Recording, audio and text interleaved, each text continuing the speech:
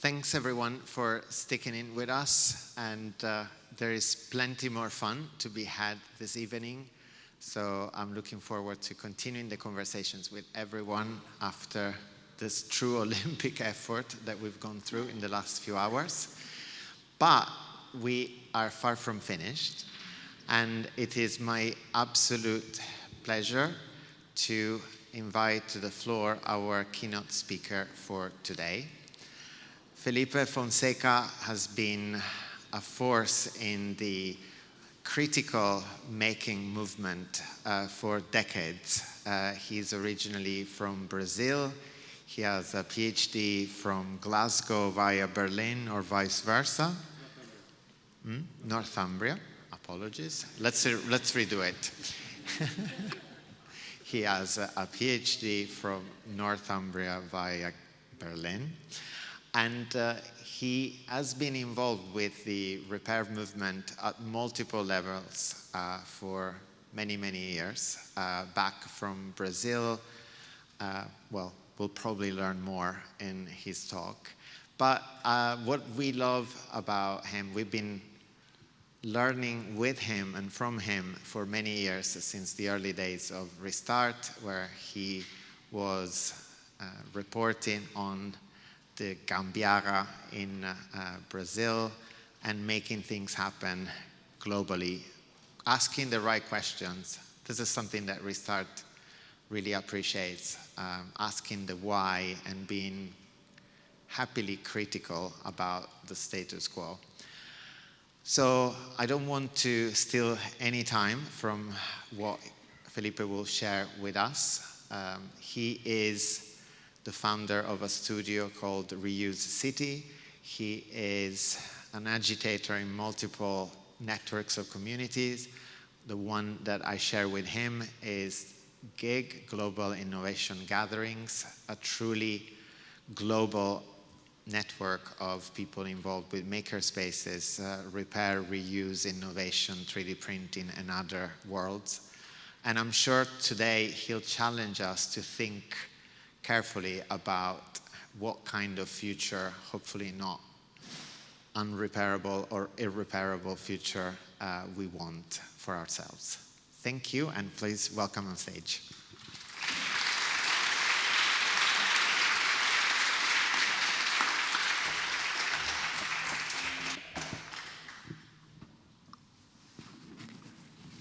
Thanks, Hugo. Yeah, it's great to be here, and I hope you are not as tired as you could be after this immensely productive and interesting day. Hugo stole some of my presentation lines, my self-introduction, but in short, I'm originally from Brazil. I've been living in Berlin since 5 years, actually in 6 days I'll complete 5 years in Berlin. This is the QR code for the Etherpad. I don't know if you've been doing that today. It's a collaborative tool to keep notes. So for this session, this is the Ether code. You find that on the Fixfest guide. I've been documenting practices of repair for well over 2 decades. Some of the archives of previous projects disappeared because we were not careful enough with how to document and maintain for the future. So this kind of effort is very important, and I'm happy to know that it will be copied and processed later on.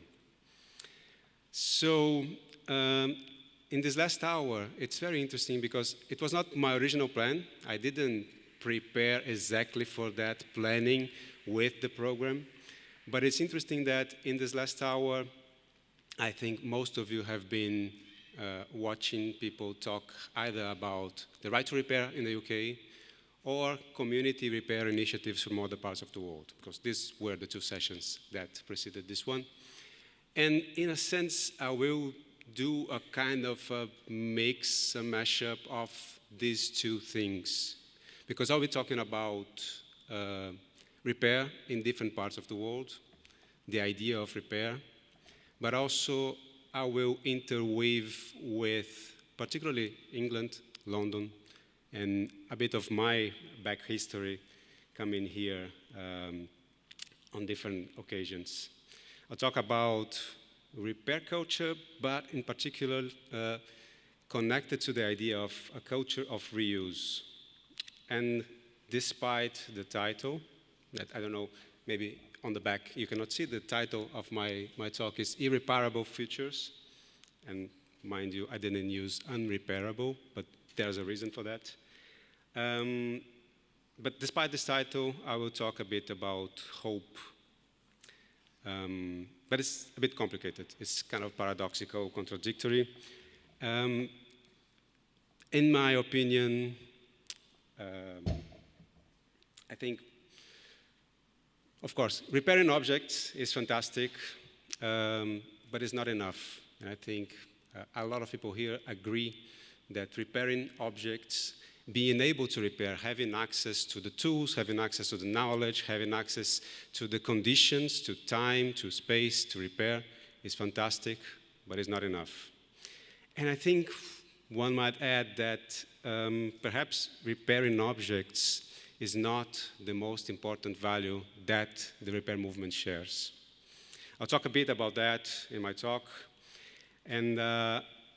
But the idea is that repairing objects or creating the conditions to repair objects is perhaps one of the best triggers to provoke, hopefully, change. Hopefully. And I think one word that we've seen a lot today is hope, and I'll get back to it also. And also, there's another aspect that I think is important, is that repair should not be seen only as something that is useful.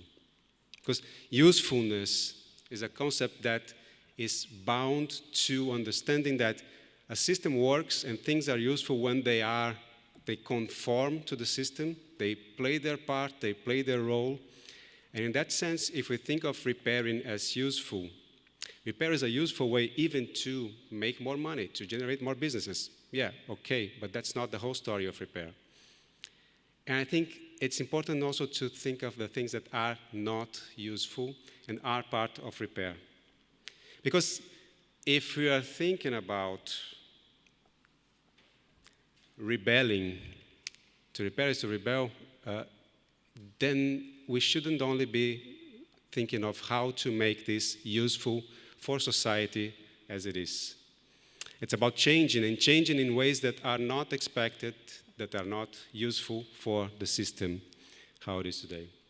And rebellion is this crazy mixture of despair and hope. And here's my first nerdy quote of the day. I don't know if anyone recognizes this sentence. I will read. Did you know hope and despair are nearly identical in code? Does anyone know what movie is that from? That character is the architect on Matrix, one of the Matrix movies. Yeah, I'll get back to it later also. And despair and hope have this kind of contrast. And to me, one of the things that I've done in the past was my PhD, and it was originally planned to be about smart cities, and I hate the concept of smart cities, but my supervisors were okay with it. Because to me, cities are not the image that you see. If you look for smart cities images, not lights going here and there. To me, cities are this. This is a real image. I'll post my slides to the Irreparable later, so if you want to have a better look. But this is a real image. It's an aerial photo of São Paulo in a neighborhood that is Real Parque in Morumbi. And it's made actually by a photographer that lives in Berlin, that I only found later. But it's a photo of the huge contrast of people who have a lot of money.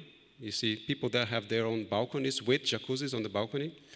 And right next to it is the neighborhood where the people who build, people who maintain, people who fix, who clean the houses, who clean those apartments live.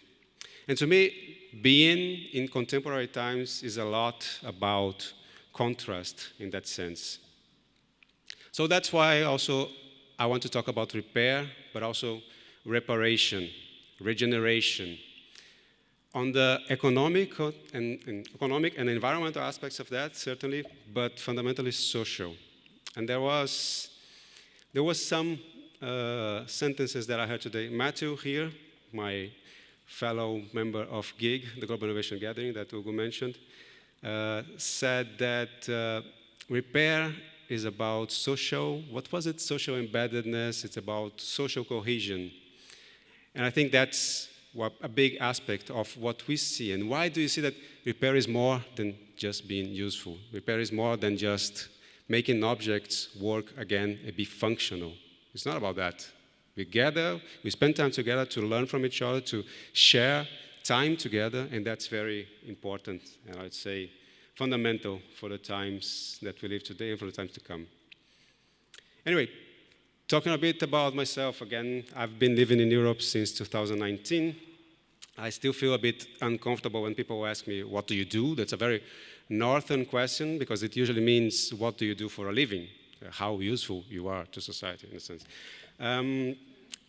But I developed over time, I'm not that young, so I had to develop some shortcuts, not only because my two deceased grandmas this year, they used to ask me on the phone, what is it that you do? And I had to prove that I have something. But my shortcuts now is that I'm the founder of Reuse City. It's a design studio.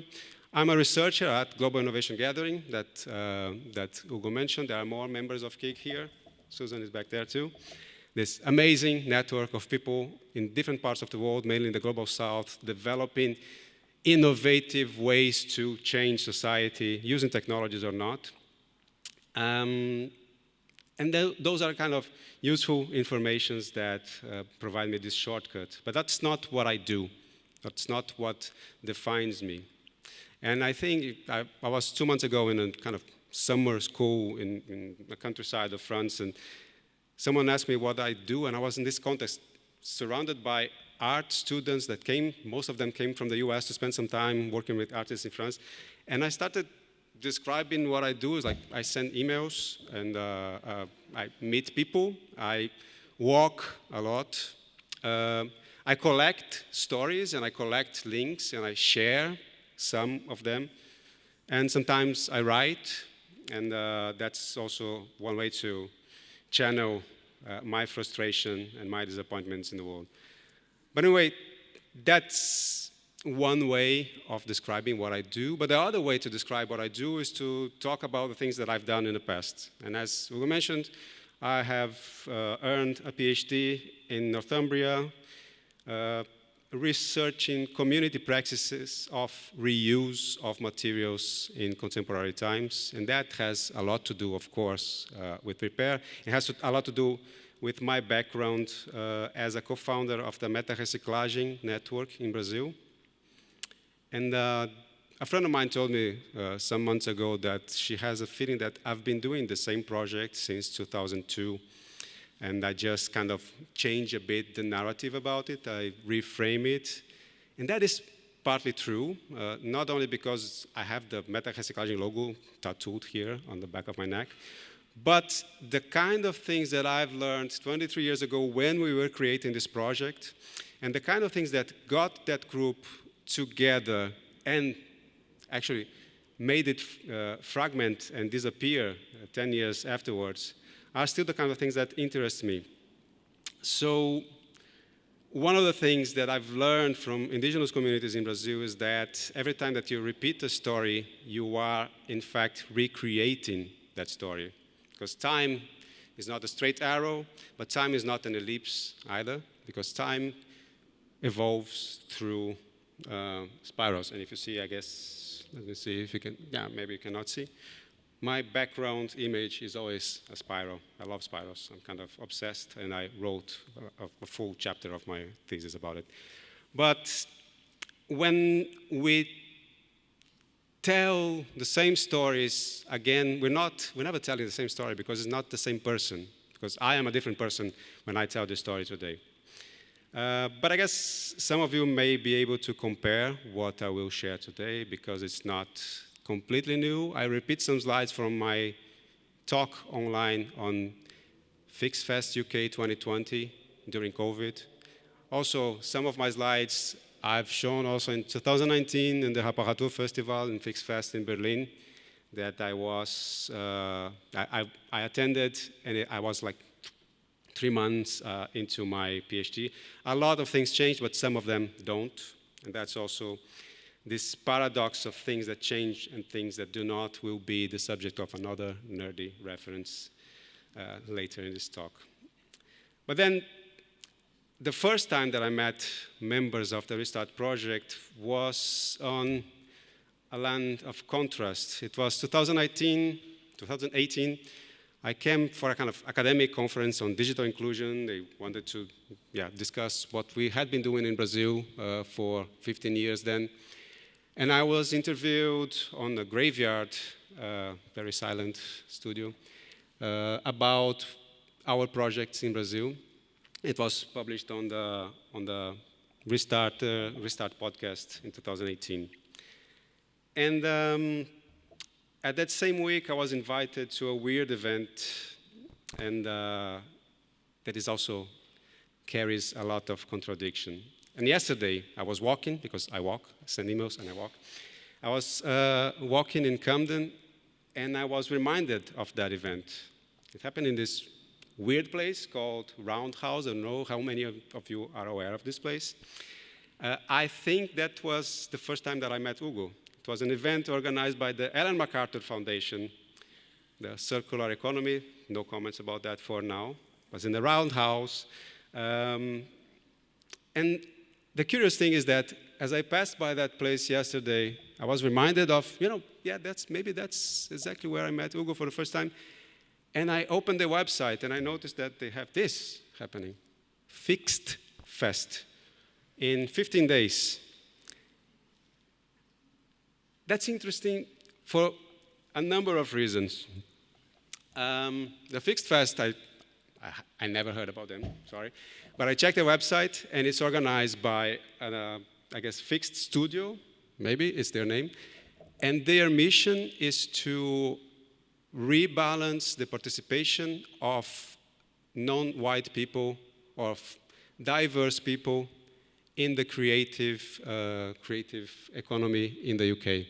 So they have this event, it's like they help people pimp their CVs and all that. And there's an interesting link there that is connected to the title of my talk.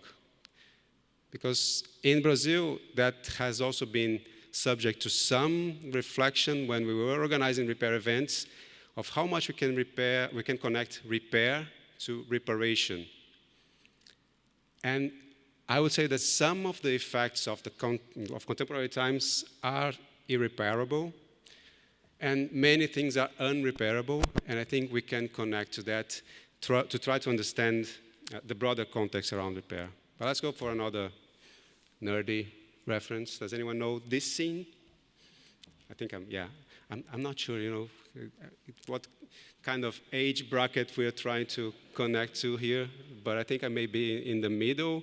And so this is a scene of another of the Matrix movies, and they have this dialogue that is some things in this world never change, and the response after some things happen is that some things do. These are Morpheus and Niobe, if you don't know them. And I think what I'm proposing here is that we dwell on a paradox. When we ask ourselves, are we winning? Are we losing? Is the big industry winning? Are they losing? And I think yes to all of those questions, and that's okay. It's also connected to the idea, I guess there's this great text by Stephen Jackson called Rethinking Repair, in which he proposes, inspired by Donna Haraway, to kind of engage in broken wall thinking, that things are not okay, and we won't be able to fix everything, but we need to keep trying. One sentence that I like a lot is that we are losing, but they won't win. And it's about paradox, contradiction. But I'd like to get back to this city, to London, and to power and stability and things that change and things that don't. First time I came to Europe, it was 2003. I came to an event in Amsterdam and then came to visit friends here in London. I was walking with them. Actually, one of them is also a member of GIG, Ricardo Ruiz, and the other was Tatiana. They were partners back then. And I was walking with Ricardo, London, and we saw this. Does anyone recognize what this is? I'm sure, I'm sorry, yeah. Albert Memorial, the gilded statue. And we were just passing by, and I was, my first time, out of Brazil. And my friend told me, yeah, that colonial gold. And to me, it was surprising because it was perhaps the first time that I had direct physical contact. Okay, I didn't touch it, but I had direct physical contact with an explicit manifestation of colonial power here in Europe. Because in Brazil, we hear a lot about the absences, and we hear a lot about the influence that colonial powers had over Brazil and over Portugal. But this was new to me, this realization. And of course, back then, both of them, Ricardo and Tatiana, were reading this book, The Open Veins of Latin America by Eduardo Galeano, in which he tells the story of the last 500 years as a story of removing richness, removing wealth from Latin America, especially, bringing it to Europe not only to be consumed, but to fuel the Industrial Revolution. And unfortunately, in the 90s, when I was at school, nobody tells that story.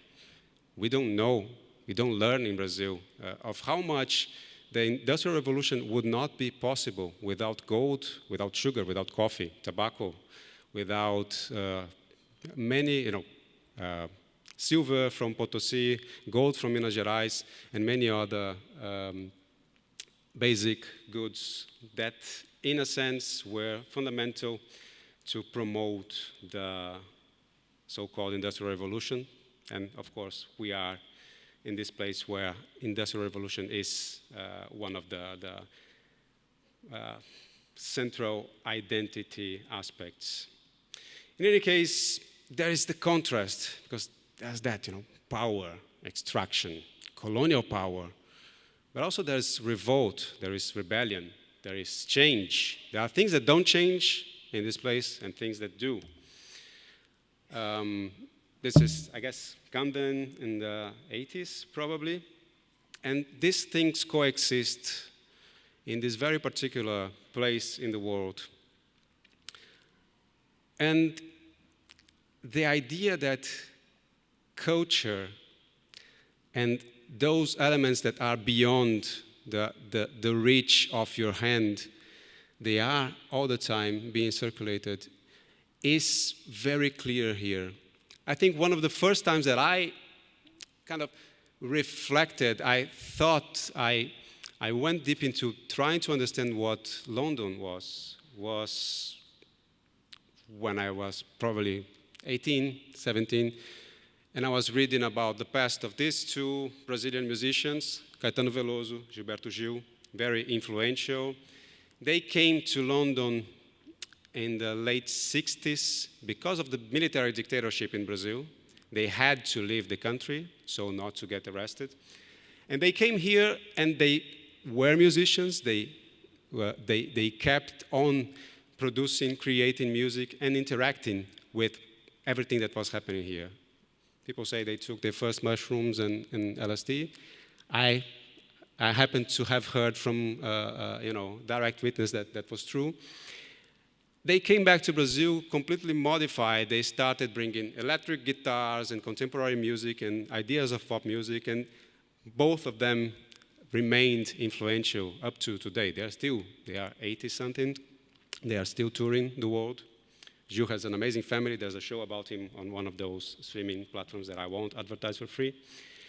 But they were political exiles.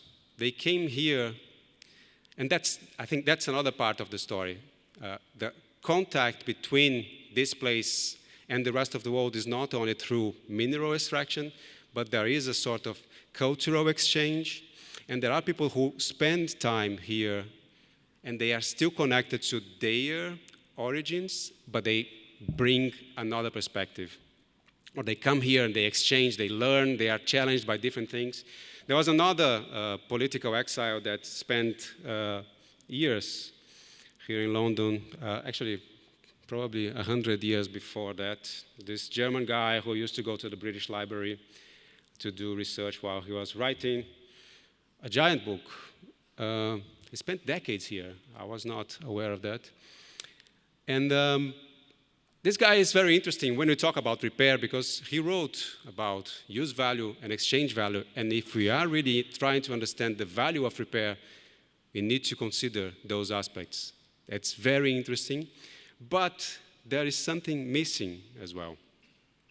And I think this kind of strangely enduring centrality of London goes to a point in which we can start to reflect on how to go beyond ideas that preceded us, how to propose this combination of change and reinterpreting the past through repetition, but also through deviations. I think repair has a huge potential. Oh, by the way, this is me at the public library here in Hackney, preparing the slides. But again, if we think about value and repair, what this guy wrote is not enough. It doesn't cover, especially the idea of social value. And social value to me is the ability of repair proving that it's not necessarily useful.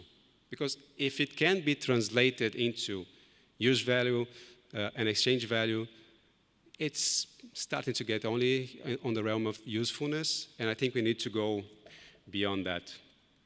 So, and actually, as I was walking through Camden yesterday, I was listening to the last episode of the Restart podcast. I don't know if Mark is here, but he said very interesting things also about the social value of repair that should be accounted for, because we will never give enough political importance to repair unless we prove that repair is socially valuable. And it's not only about businesses and making money. And the other thing he said was that repair is inherently local, and that we should start designing business models that reward it. In any case, I'll repeat some slides now, just to talk about where things started for me. That was 2002. Maybe those pictures are not, but the project started in 2002. And I'm very happy. The project Meta Reciclagem, it was a network of computer remanufacturing labs in different parts of Brazil, each of them in a different configuration. And we were really inspired, and I'm happy that this person is here, James Walbank from Access Space, Refab Space makers from Sheffield. He was very influential in the way we organized our things, that we didn't want to make it a kind of entrepreneurial project. It was supposed to be a community center that had computers and not a computer center. It was not a place to train people to get a job. It was a place in which people would come and they say, oh, I need a computer. And he would say, okay, assemble yours. And say, I don't know how to. So ask for help of the volunteers, and then you can help other people. And that was, what drove us to create more and more projects. I'm happy that a few people here yesterday told me that they still remember the term gambiarra that I used on my talk in 2019. But we learned, in my case, being a white middle-class man in Brazil with enough control of the language, different parts of the country to learn a lot about political mobilization, about community organization, and about gambiarra and the spirit of repair and innovation. And then I kept, researching and doing all kinds of residencies, research, applied research, artworks, and explorations about the connections between repair, craft, digital making, recycling, waste prevention, and other similar topics. I organized a repair cafe, sort of, at the VCUQ University in Doha with a bunch of master students that were really amazing. I went to Nantes, where they used to have maybe they still do, but I haven't been there for 9 years. They used to have this network of organizations working with circular economy, but on a different way, very concerned with social aspects of repair and reuse. And that is where I found about le valoriste, l'agent valoriste. That is another topic that I have researched. That is the professional role of the person whose function is to decide whether something can be still reused or not. Material sorters, circular valuers, there are many names for that, but it's not yet established as a role in itself, and this is one of the projects that I'm doing right now. But this idea of selecting through materials, because this person has to know the physical possibilities, but also how the ecosystem works and how much work needs to be put into different objects so that they can still be reused. And yeah, okay. 6 years ago, I started my PhD research, and I won't bore you with the details. This is just to show, because I have interviewed some of you, and some of you have also been part of my studies. I just want to show you that I've been working a lot. And I ended up finishing with a thesis that was approved and published, and the title is Generous Cities Within Commons-Oriented Systems for the Reuse of Excess Materials in Urban Contexts. A mouthful. But yeah, there are some hundreds of pages there that I couldn't read after, for 6 months after I finished, but now I'm kind of still proud of it. But am I hopeful? I don't know.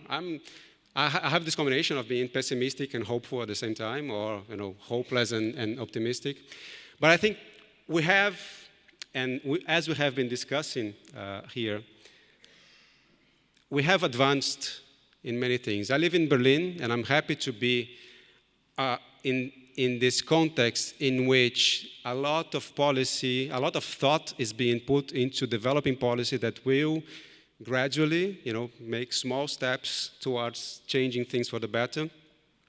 But also, I lived in Brazil for most of my life, and I know of the influence that the policy at the EU level has in what happens in Brazil.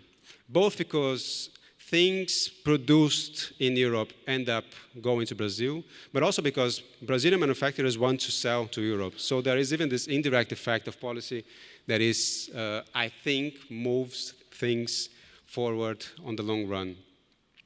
I'm sorry I missed the open repair data session, because I had a lot of things to discuss there, but we can leave that for another moment. But I think, in some years, a future outlook, in some years, I think we'll have better design, more reusable materials. A lot will be developed in terms of provenance and traceability of products. But this is the world now. Does it work? Yeah. Maybe it will play automatically. It's irrelevant. It's just this video. It's a drone take of this video, just zooming out from a landfill. And that's just a reminder that even though we have policy being implemented that will change, as the colleague today mentioned, the R&D process takes 3 years. So maybe in 5 years' time, things will have evolved a bit, but probably more, I'd say 30 years. Even then, we still have a lot of stuff, a lot of things that were extracted, were transformed. There was energy being put into use to make those things. And we would need to make sure that those things remain in use for as long as possible. Of course, there are other elements too. Those are 3 videos I'll also post to the Etherpad. The first one is minerals and coltan in Congo, the relationship of extracting minerals and the electronics industry. The other is e-wasteland in Accra, in Agbobloshi, this big landfill that receives lots of electronics. I know that there are people here who have been there and tell that that's not the only story, but still, it's a very important one. And the other video is digital handcraft, also about minerals extraction in Chile, producing things in China, and then how these things were disassembled over this. Okay, now these videos are playing. Another film that was made some years ago is Tamira. Tamira is a documentary about a woman. It's a real story. It's a documentary about a woman who lives in a landfill in Brazil. She is a waste picker, and she's schizophrenic, but she's also a local leadership. She becomes a sort of spiritual leader, but she's also schizophrenic. And this video shows a lot of the harsh reality of people who live directly impacted by the effects of the Industrial Revolution. Sorry, England. And I'm worried every time someone says, oh, let's promote a new Industrial Revolution, and to me, I say, hey, well, let's just first clean up the effects of the other ones. Because if you go back to those videos, the videos of people extracting coltan in Congo, the videos of people taking care of e-waste in Ghana, those videos depict industrial workers. Those people are industrial workers. Industrial workers are not only the ones that are on the factory, but everybody that contributes to industrial production. So yeah. What's happened? Okay.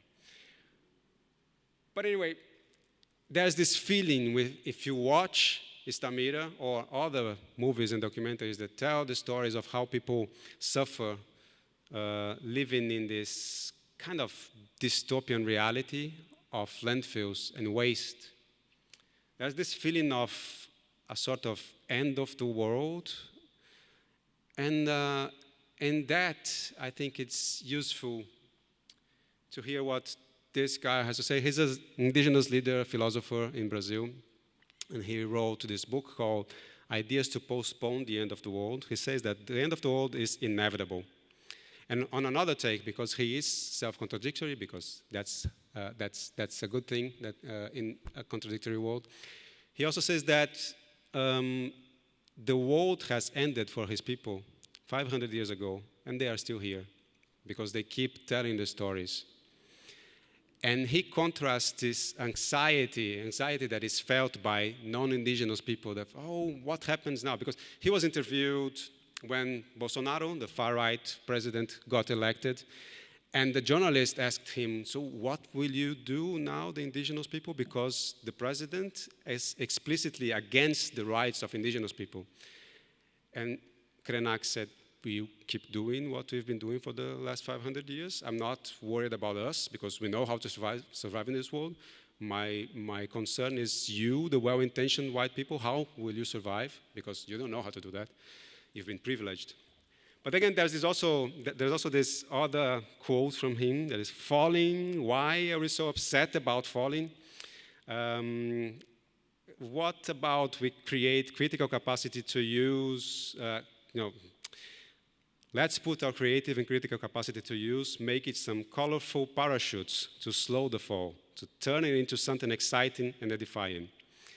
And I wonder sometimes if us trying to create legislation for the right to repair is not, in a sense, a kind of parachute, because we're not blocking the end of the world, but maybe we are postponing it for a bit. And it's okay, because the world will end, at some point the sun will take over everything and life will disappear from Earth. Not right now. But at some point, things will end. And another sentence that I take, I'm not sure if from this book, but Krenak also said that life is not useful. Getting back to the point that I was making before. Life is not supposed to be useful, because usefulness is a limited context. This guy was one of those two people standing in front of the Big Ben 50 years ago. And afterwards, in the early 2000s, he became the Brazilian Minister of Culture, the best boss I ever had in my life. And there's a lot to tell about what we've done when he was a minister. But there's this song that he brought, a sentence of that song that is, the people know what they want, but people also want what they don't know. And again, if we're talking about behavior change, if you're talking about socially engineering care, socially engineering repair and maintenance and sustainable actions, we should take into account that it's not only about convincing people, and it's not only about giving people what they want. because there is this mixture between participation and listening to people with advancing and with expanding the horizons of what can be done. Or in other words, as they said in France in '68, be realist, demand the impossible. This is, I found a typewriter in the streets of Berlin because I walk and I collect stuff and stories. Not that much stuff because I don't have that much space anymore. But I got this typewriter and I started playing with it, late nights. And at some point, I guess after reading one of the books or one of the texts by Ailton Krenak, this indigenous leader, I came up with this, the idea that we are defeated. We are defeated because we accept to play the game. The game is biased against us winning, so we'll never win. But as long as we keep telling the story of our defeat, we will lose, but they will not win. How do we deal with paradox, contradiction, and this mixture of hope and despair? I write, so this is one part of my website that I turned into a sort of open-ended research journal called Future Beyond Repair, and again, exercising this idea of future and how we deal with the passing of time, but also taking steps that will help a bit of positive change. So I think everybody knows this diagram. I won't name the foundation again. But I'm curious about what happens on this side because, biological cycle, technical cycle, and there is one person there that is called the user. User is a very useful concept for a system, right? But my question is, who are the people who would, maintain, share, reuse, refurbish, and recycle? These people, these human beings, are not depicted in this kind of graph. And I get back to the idea of the agent valoriste that I saw in France, and then I opened the website again because there was this organization doing training of agent valoristes, and then I found that the website is dead, so I decided to do something about it, and I wrote a project when I got a bit of funding with GIG to create a curriculum for what we're calling circular material valuers, and we've been discussing how to transform the long-term learning, and Mark brought me a very interesting idea when we talked some years ago during my PhD of tactile learning or tactile education. But how do we go beyond this long time of learning how to understand the potential value of things and what things can be repaired or reused or redistributed or kept for later use? And how do we educate people who will need to work on that? Because right now, the places that I visited, and there is one in particular in Berlin, they receive donations connected to the Waste Authority, and there is a very fast turnout of deciding every day. There are people there who work 8-hour shifts. They walk 32,000 steps if they are right about this stat. And there are people who sort through 1 ton of materials per day. And I'm sure a lot of materials are being sent to recycling because there's not enough time to understand, and because these people are not subject to any particular training. They're there, they have their professional training in Germany is as store managers. So they don't know about environmental considerations, the ability to repair stuff, and the hand skills that are necessary to extract or to maintain things in use for the best value as possible. So we created this project, and it's ongoing. There will be a report in some weeks, months maybe. And also, what is this slide doing here? I have no idea. Okay, it was just copied from another source. But then, when we were doing this project here, we came up with my colleagues at GIG with the idea of doing a reuse academy. And it's a kind of joking take on the Fab Academy connected to the Fab Labs that talk about digital fabrication. And we want to talk about reuse and repair and upcycling and repurposing of things. So we are talking about the Reuse Academy instead of the Fab Academy. And this is a project that we are starting to shape, but again, open-ended, completely open source, and there will be more things coming. Tomorrow afternoon, my workshop will not be as pessimistic as my talk. It's about more constructive, hopeful ways to interfere with the future. The idea is to start creating an open educational resource that would be called the Repair 101. Because when we want to teach people how to repair, there are some things that could be shared with more people. And that would give the first steps into that direction. So please join us tomorrow for that. And this is almost my last slide, but I decided just to add another two geeky references. The first one is this, that Star Wars, the movie, it was re-released on cinemas in 1981, and they added it to the title, Star Wars Episode 4, A New Hope. So there's always hope somewhere.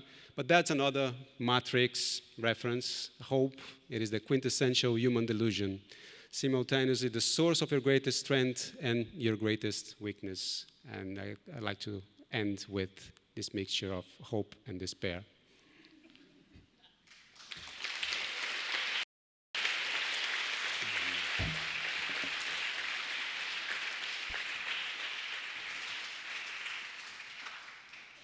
Thank you so much, Felipe.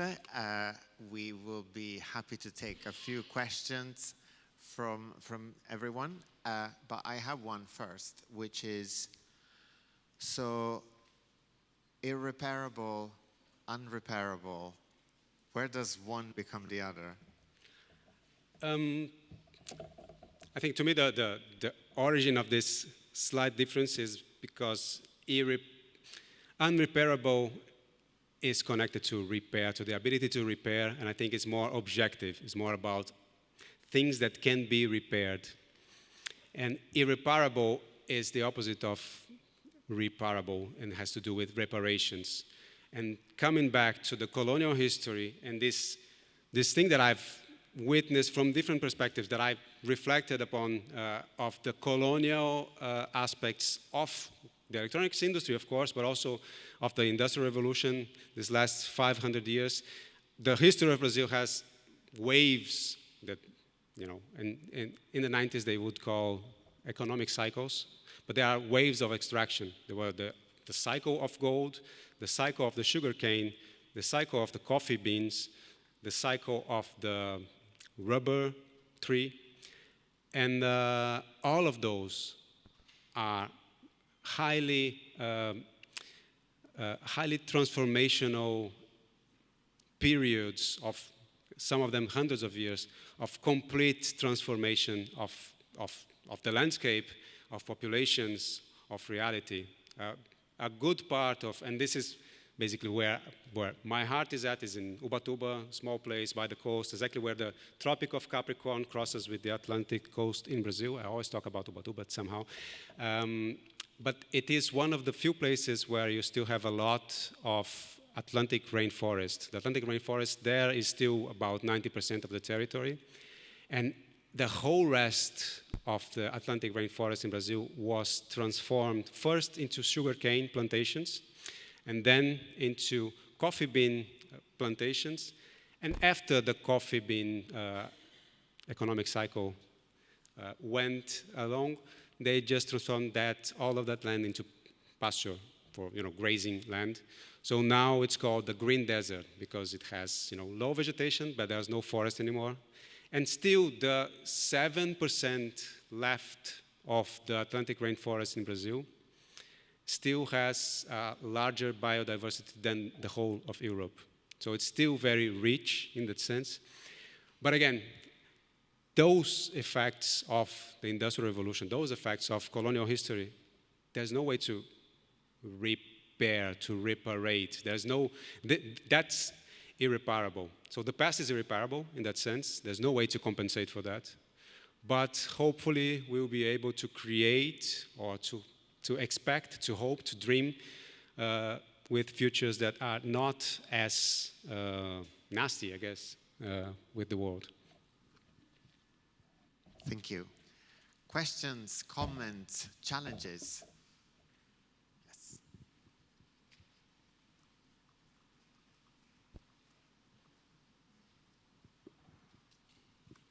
Hi, just picking up on that last point, what is your take then on regenerative design and ideas of regeneration with the despair in it? I like the idea of regenerative design. I find what I read about it a bit limited or repetitive, but okay, repetitions are part of the game. But there is this, I think I use a lot regeneration. One of my projects is a toolkit for community projects, and one big aspect of that is the idea of regeneration. But I would say that in the case of repair, reuse of materials, the understanding of what regenerative means could differ completely from different people. Because regeneration can also be conservative and reactionary. And that's also a kind of observation I have when people talk about resilience, because resilience is, you suffer the impact of something and then you get back to the original state. And I think being affected by what happens to us and not getting back exactly to the same state is necessary. So in that case, I guess regeneration can be a very powerful concept, but there's this risk of it becoming reactionary in a sense. On the other hand, of course, the idea that there is, as an effect of contemporary life, social networks, and other aspects of it, there has been an increased fragmentation of society. In that case, I guess we can even instrumentalize repair events, repair spaces as a way to regenerate social bonds and to make people, instead of discuss, concepts, kind of ideological differences that they have at a distance, that they converge to do things together. I think that could be a regenerative function of repair and reuse. So I guess there's the potentiality. But I'm also, I don't like taking any term at face value and just say, okay, let's go with that. I think it's very important always to reflect about the many different meanings of any word. Great. Question? Okay. I think I have heard your first presentation also in 2019. And that was about Gambiaha. And you said that I'm older now. That is true. That was a compliment. Okay. So just correct me. I think this is what I understood. You're using material, you're using the object as a metaphor, but you're actually talking about the degradation or the, what all humans have done to, to destroy or to break this world, or to, as you said, everything is going to end. So are you using this whole Gambiaha and this, material and everything as a metaphor to actually tell the story of humans, like what they did wrongly and what they did, and how they have actually damaged, which is now not repairable or irreparable, or I don't know. I mean, this is what I thought so, but I'm ready to take your view also. I wasn't until now, but that's a good idea. Maybe I'll explore that when I'm writing about my notes here. But yeah, I think there's this, maybe just to bring back the discussion about Gambiaha, is that Gambiaha has this, improvised way to fix things when you don't have the proper tools, or you don't have time, you don't have the spare parts, and still you have to. And in many places of the world, that's not a choice, is that what you need to do in order to keep things working. There's also another reference, but also this guy wrote a bit about Gambiarra. David Nemer is a Brazilian, but he lives in the US. And he wrote a book called Technology of the Oppressed, inspired by Paulo Freire. But he points to the fact that in many places, and he was doing field work in community informatics projects in Brazil. In many places, the state of breakdown is not an exception. It's like you have to do maintenance every day, because when you are in a place where the electricity is unstable, where there are water leakages, and still you want to do things, you want you want the place to keep active, you need to do preventative maintenance, and you don't even call it preventative. It's just part of what you do every day. So in that case, and I guess that connects to the idea of Gambiarra, in that Gambiarra is not a repair to get back to a previous state. It's something that you improvise, and things work because of that. If you remove the Gambiarra, things will stop working. But there's no expectation of a perfect state that you should get back to. It's kind of a very interesting, creative construction of infrastructure that is partly based on improvisation and dealing with instability, because the instability will be there whether you want it or not. Thank you. One final question. It's really nice that you mentioned Daniel Everett. I think that's a really interesting point, and maybe you wanted to elaborate on that. But I guess another reference that I'm wondering about with some of the points is maybe a good example is the Chinese character for China, which is a square with a line in it, which basically means they thought they were the center of the earth. So where I'm going with that is, do you think we have a problem with narrative, that we always put ourselves, even with that energy cycle, we always make ourselves the focus of everything, when really, to quote George Carlin, the planet's fine, the people are fucked? Do we need to change the narrative so that we actually zoom out a little bit more and see things differently? I think that's highly contextual and cultural. I think just a small anecdote. One of the hardest problems I had while writing my thesis, and everybody has one problem when they're writing a thesis, it's horrible. Don't recommend it to anyone. But in my case was the fact that I was supposed to be the author of the thesis, and everything that I've done for 20 odd years in Brazil was always collective. So this idea of attribution to one individual was something that was not natural to me. And I felt as if I was stealing my community that helped me get to that point of reflection, because I was never thinking alone. Nobody ever thinks alone, in my opinion, of a non-European.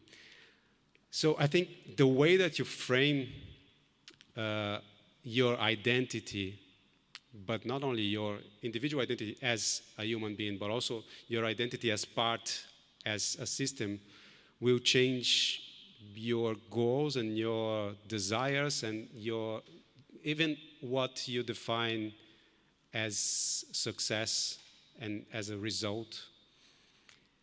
And it's coming back to, what do you do? And I still have a hard time, defining myself professionally, but I like the things that I do, mostly because in many cases it's about having the opportunity to spend time with people and to visit people and to learn from people. So it's not that I'm kind of putting my work at the center and my effects and my outputs at the center of my reflection, but rather the connection and the eternal network. And again, just to make a point about using objects and repairs as a metaphor, I don't think it's necessarily a metaphor, but just not the core of it. So this ability to spend time together, learn with people, and cause some small positive change is, I guess, one of the things that I can relate to. But that's my own personal path on all of that. I cannot speak about the whole of Western, Northern white culture because that's weird for me. Weird, that acronym, that Western, educated, industrial, rich, developed, or something like that. If you Google, there will be something about it. But it's weird in that sense. Thank you. Thank you again, Felipe, for this talk. Thanks very much. Thanks.